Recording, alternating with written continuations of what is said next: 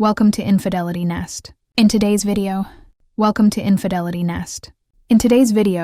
we explore a story that begins on an ordinary Thursday evening, quiet, predictable, and seemingly safe, but unravels into a life-altering truth that no one could have prepared for.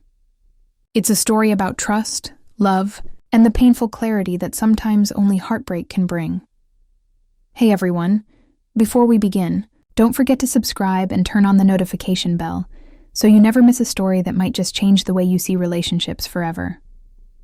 I'm Ethan Walker, 36 years old, an architect by trade, a creature of habit by nature. For 7 years, I thought I had built a marriage that could stand the test of time. My wife Lena and I shared what looked, from the outside, like a picture-perfect life. Steady jobs, a home in a quiet neighborhood, dinners together when schedules allowed, and weekend mornings spent wrapped in the comfort of routine. It wasn't glamorous, but it was ours. Or at least I believed it was. Lena and I had met in college. She was radiant, confident, and curious about the world. I was the calm one, the planner. She used to say I grounded her. I liked to think she reminded me that life wasn't meant to be measured only by plans and blueprints. Together we built a rhythm, a partnership that felt solid. But lately that rhythm had changed. It began subtly, almost imperceptibly. Late nights that were for work. A phone that was suddenly always face down. A laughter that wasn't meant for me. I told myself it was stress. Her new position at a downtown marketing firm had her stretched thin. I wanted to believe the distance between us was circumstantial, not emotional. Still, a quiet unease began to hum beneath everything. She smiled less. She talked less. Even her goodnight kisses felt mechanical, like an echo of something once real. I noticed the small things. The scent of perfume that wasn't hers lingering on her jacket, the way her phone never left her side. My mind tried to reason, but my heart already knew what it didn't want to accept. That Thursday, I got home earlier than usual. My last meeting had been canceled, and I was looking forward to surprising her. Her car was already in the driveway. Strange, since she often stayed late for client meetings. I remember feeling a flicker of relief, maybe even excitement. A chance to reconnect, to share a quiet evening together. But the moment I opened the front door, the air felt different. The house was still, unnaturally so. The only sound was the faint hum of the dryer in the laundry room. "Lena?" I called out. No answer. I climbed the stairs slowly, a sense of foreboding pressing against my chest. The bedroom door was slightly ajar, and light spilled through the narrow crack. I pushed it open gently. She stood in front of the mirror, her hair damp, wrapped in a silk robe. For a moment, I just watched her reflection. How calm she looked, how detached. When she turned and saw me standing there, her expression froze. "Hey," I said, trying to sound casual. "Home early tonight, no smile. Just a small exhale." Her hands fidgeted with the robe's belt. Then I noticed it. Marks on her shoulder, faint but visible even under the soft light. Not bruises from bumping into something, not the kind caused by an accidental scrape. My breath caught in my throat. "What happened to you?" I asked quietly. Her eyes flickered, then dropped to the floor. "Ethan, please let me explain." "Explain what?" My mind raced to fill in the blanks. Every late night, every awkward silence, every time she'd pulled away. It all collided in a wave of disbelief. I took a step closer, but my voice trembled. "Who is he?" For a long moment, she didn't answer. Then with a fragile voice, she whispered, "Aaron, from work." Aaron. The name felt like a foreign object lodged in my throat. I'd met him once, months ago, at her office party.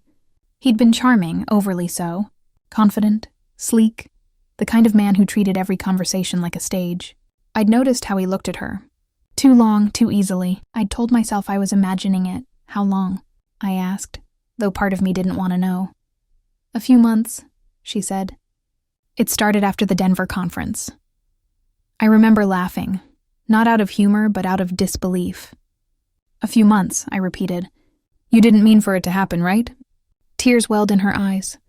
"I didn't," she whispered. "Ethan, I was lonely. You were always busy." I felt invisible. The word hit harder than I expected, because I knew there was truth buried in it. I had been busy, distracted, always chasing deadlines. I'd told myself I was doing it for us, for our future. But somewhere along the way, I'd stopped noticing her fading smile. But betrayal doesn't justify loneliness. "You could have told me," I said quietly. "You didn't have to find someone else." "I ended it," she said quickly, desperate. "It's over. 2 weeks ago." I wanted to believe her. I wanted so badly for that to be true. But deep inside, something refused to let me trust again so easily. That was when my phone buzzed. A message from an unknown number. "You deserve to know the truth. Check your email." Confused, I opened my inbox. One new message. Attached was a photo, Lena and Aaron together in a hotel room. The timestamp read 3 nights ago. My world went silent. Every sound in the house disappeared. When I looked at her, her face went pale. "Ethan, what is it?" she asked. I turned the phone toward her. "This," I said, my voice flat. "This is what's over." Her lips moved, but no words came. For the first time, I saw fear in her eyes. Not of me, but of losing everything. "Please," she whispered. "He sent that." "He's trying to ruin me." I shook my head. "He wouldn't have anything to ruin if you hadn't given him something to use." She broke down, sobbing quietly into her hands. And for a fleeting moment, I almost pitied her. Almost. I walked downstairs. Every corner of the house felt foreign now. The couch where we'd watched movies. The kitchen where she'd danced while cooking. The hallway where we'd hung our wedding photos. Everything felt like a museum of a life that no longer existed. She followed me, her voice trembling. "Ethan, please, I'll do anything. Therapy, counseling, just don't leave me." I turned to her slowly. "Lena," I said, "you left months ago. I'm just realizing it now." That night, she cried herself to sleep on the couch.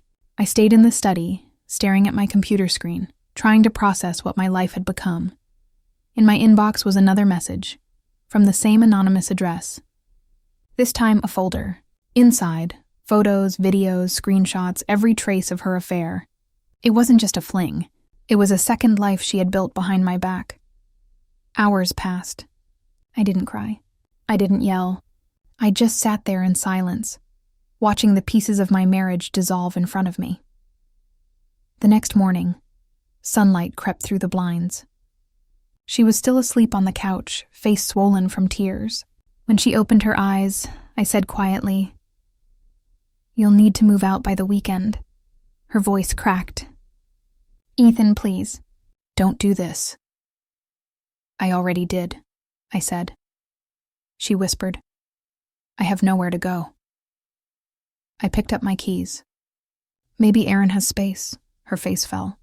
"You're cruel." "No," I said softly. "I'm just done." 3 days later, I walked into our office building. Aaron was in the lobby laughing with a colleague. When he saw me, the color drained from his face. "Ethan," he said, forcing a grin. "Didn't expect—" I handed him an envelope before he could finish. Inside were the same photos and messages he had sent, along with a copy of his company's code of conduct. "You should probably read that carefully," I said. "I'm sure HR will." He went pale. "You wouldn't—" "Already did," I interrupted, turning to leave. I didn't look back. Some endings don't need closure. They just need distance. When I got home, her car was gone. Later, she texted, "You ruined me." I stared at the message for a long time before deleting it. The truth was, she had ruined herself long before I ever acted. Weeks passed. The house grew quieter, but the silence was no longer suffocating. It was cleansing. I started running again, something I hadn't done in years. Each morning, the air felt sharper, cleaner. With every step, I shed a layer of bitterness. Then, one evening, I got another message from that same anonymous sender. No attachments this time. Just one sentence. "Sometimes you must break to rebuild." I never found out who sent them. Maybe it was someone from her office.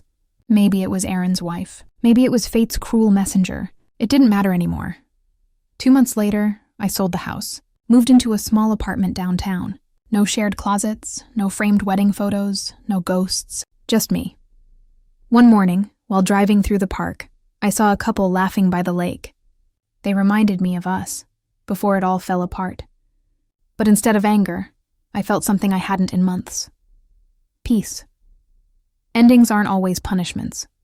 Sometimes they're invitations to rediscover, to rebuild, to remember who you were before love blurred your reflection. As I watched the sunrise over the water, I whispered quietly to myself, I'm done looking back. And for the first time in a long time, I meant it.